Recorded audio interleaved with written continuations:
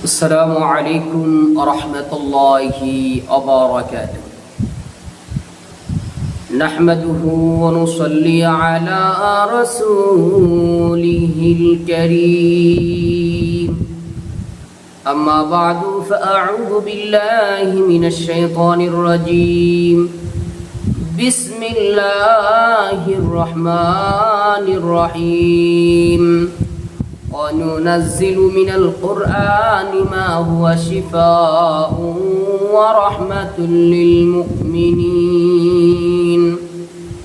صدق الله المولانا العظيم. সম্মানিত দিনী ভাই ও বোনেরা, আপনারা সকলেই কেমন আছেন? আশা করি আল্লাহ সুবহানাহু ওয়া তাআলার রহমতে সকলেই ভালো আছেন। আমিও আল্লাহ সুবহানাহু ওয়া তাআলার রহমতে খুবই ভালো আছি, আলহামদুলিল্লাহ। সম্মানিত দিনী ভাই ও বোনেরা, আপনাদের মাঝে আজকে চমৎকার একটি বিষয় নিয়ে আসলাম।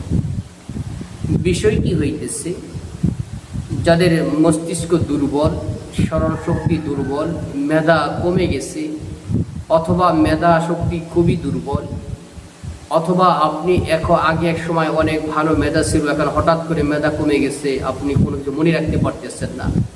এই জাতীয় যে সমস্যাগুলো আছে, এই সমস্যাগুলো যদি কাউকে কারো দেখা দেয়, সে যদি এই আমল করতে পারে, ইনশাআল্লাহ এই সমস্যাগুলো সমাধান হয়ে যাবে।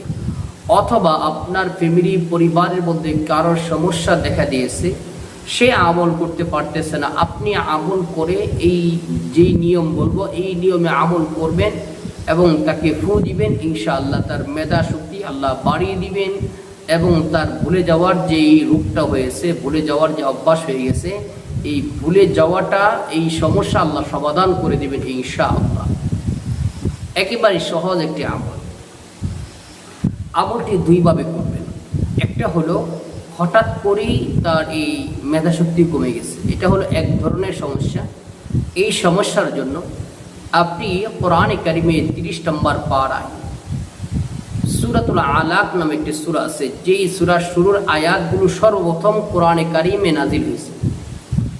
আল্লাহ তাআলা যখন কোরআনে কারিম নাজিল করছেন, সর্বপ্রথম এই আয়াতে কারিমাগুলি আল্লাহ নাজিল করেছেন।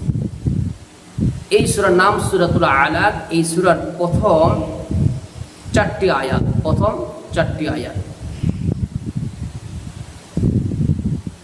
এটা হলো যদি হঠাৎ করে ভুলে যাওয়ার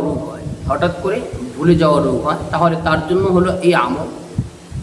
সূরা আলাকের প্রথম 4টি আয়াত অথবা 3টি আয়াত, এই 3টি আয়াতে কারিমা 21 বার করে পাঠ করবেন, গুনে 21 বার করে। আপনার নিজের হলে 21 বার পাঠ করে এইভাবে 2 হাতের মধ্যে ফু দিবেন, ফু দিয়ে পুরা মাথাটাকে মাসে করবেন।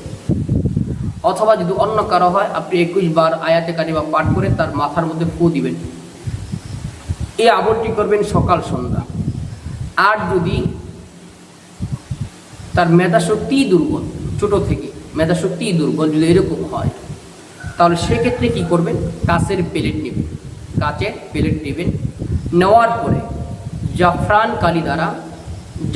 কালি দ্বারা আপনি সূরা আলাকের এই আয়াতে কারিমাগুলো লিখবেন। আয়াতে কারিমাগুলো একটু পড়ে শোনাইতেছি আপনাদেরকে, যদিও প্রথমেই বলছি 3টি আয়াত। আউযু বিল্লাহি মিনাশ শাইতানির রাজীম। বিসমিল্লাহির রহমানির রহিম। ইকরা বিসমি রাব্বিকাল্লাযী খালাক।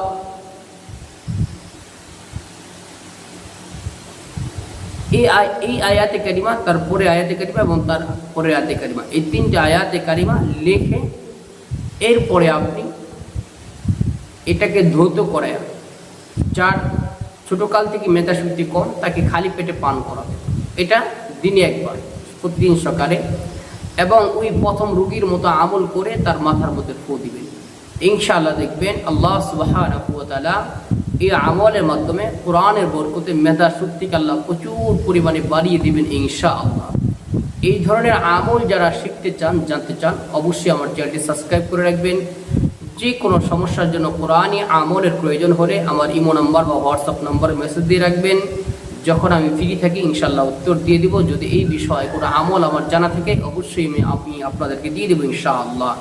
সকলেই ভালো থাকেন, সুস্থ থাকেন ইনশাআল্লাহ। পরবর্তী ভিডিওতে আবার দেখা হবে আপনাদের মাঝে। আসসালামু আলাইকুম ওয়া রাহমাতুল্লাহি ওয়া বারাকাতুহু।